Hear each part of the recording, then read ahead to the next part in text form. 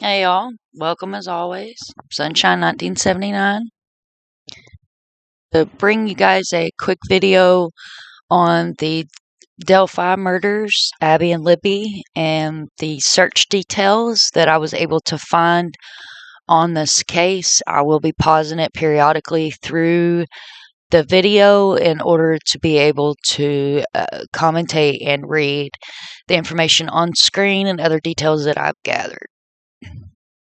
Okay, as we all know, this is Miss Abby and Libby that are very missed by their families. Okay, so the Delphi Snapchat murder update. Inside the violent past of Ron Logan, after two girls' bodies were found 1,400 feet from his home.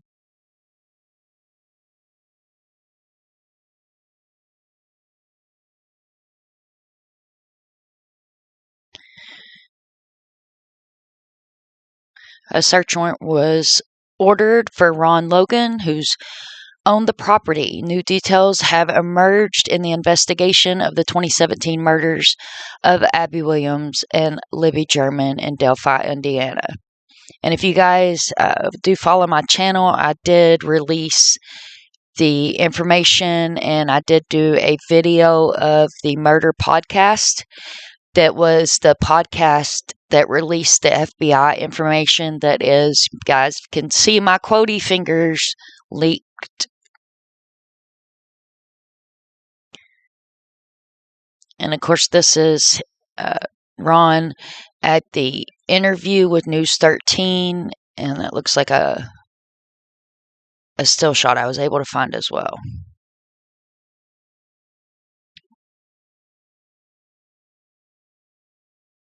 As we all know, this is the photo of the infamous stranger on the bridge.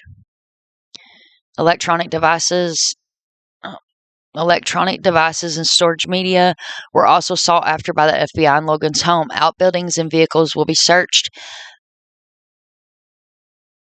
by the ages. Sorry, guys, that was probably a mistype. I do apologize. For anything that was in the connection with the girls' murders, including forensic evidence, hair, body fluids, and weapons. A lot of details were provided by the warrant that wasn't originally revealed to the public. Abby Williams, 13, and Libby German, 14, were walking on the Monon High Bridge Trail on February 13, 2017. The girls were supposed to be picked up by a family member, but when they didn't arrive to be picked up, a search was set off. The teens' bodies were found the next day. Authorities still have not released the details on how the girls were murdered or cause of death that I've heard. A photo of a heavyset suspect in a blue jacket was released to the public, along with an audio of the clips of the man's voice saying "down the hill." In the audio clips, is very creepy, in my opinion. It sounds like he's trying to lure him down the hill. And if you guys refer back to the first video I did do on the Delphi murders, the audio is embedded in that video. And it does, in my opinion, sound like he's trying to lure them. The search warrant was revealed that the recording from Libby's phone was 43 seconds long, but only a few seconds have been made available. This is with the audio. Investigators believe the mysterious person in the photo took part in the murders. I agree. I feel this person saw something or was involved. And of course, guys, that is, in my opinion, and alleged. Okay, the new information: the girls' bodies were discovered on the property owned by Mr. Logan, about 1,400 feet from Logan's own home. According to the search warrant, a large amount of blood was lost by the victims at the crime scene because the investigators believe the killer would have gotten blood on their hands or clothing. It is also believed that the murder took a souvenir from the crime scene. According to the warrant, it also appeared that the girls' bodies had been moved and staged. However, the document did not reveal what was missing, noted that the rest of the girls' clothes were recovered and that there was no signs of struggle or fight. Okay, in my opinion, that's kind of odd that they said the rest of the girls' clothing. So it's possible that some article of clothing was taken as that souvenir, again, in my opinion. Law enforcement believes that the killer physically removed something from the girls or may have taken photos to memorize the crime scene. Crime scene investigators also recovered unknown fibers and unidentified hairs.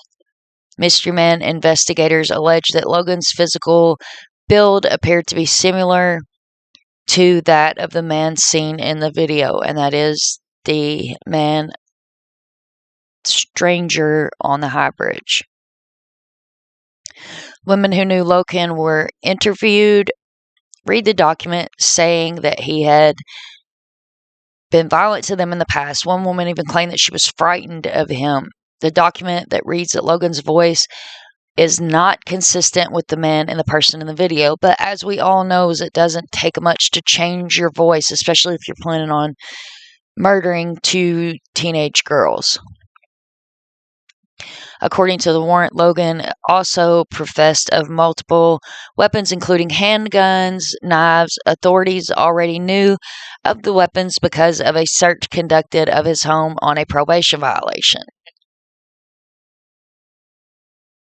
The warrant also revealed that Logan, about this alibi, the man told authorities that he was picked up by a friend on February 13th between 2 and 2:30 p.m. so he could go to the aquarium store.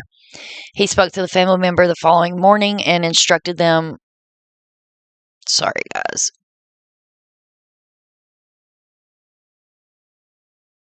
instructed to tell them the cops the trip to say that he had returned between 5 and 5:30 p.m. Investigators said that Logan lied about his alibi and making statements that were found to be factually false and intentionally designed to deceive law enforcement, according to the warrant.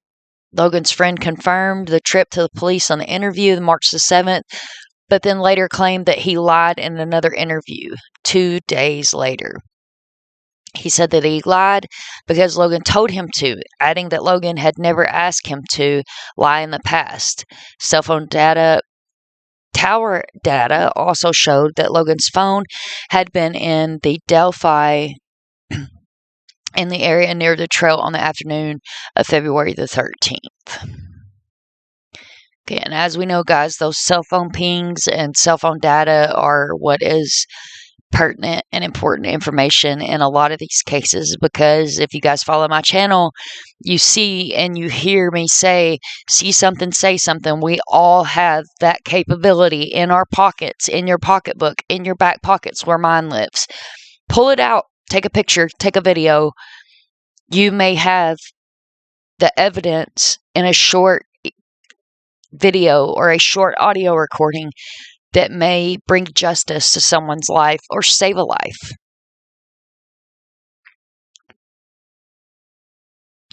And as always, guys, I do thank you for watching. And if you could subscribe, like, and share, it would be awesome. I really appreciate it. I do work really hard on these videos, and I do try to bring quality content on the videos. So I would really appreciate a subscription. Share the videos, not necessarily for my purposes, but let's get these stories out here and bring these victims justice. And if you have a case that you would like me to look into, hit me up on Twitter, Facebook, my email. It can all be found on my About page or on the quick tabs on my homepage of my channel. As always, guys, thanks for watching. If you see something, say something.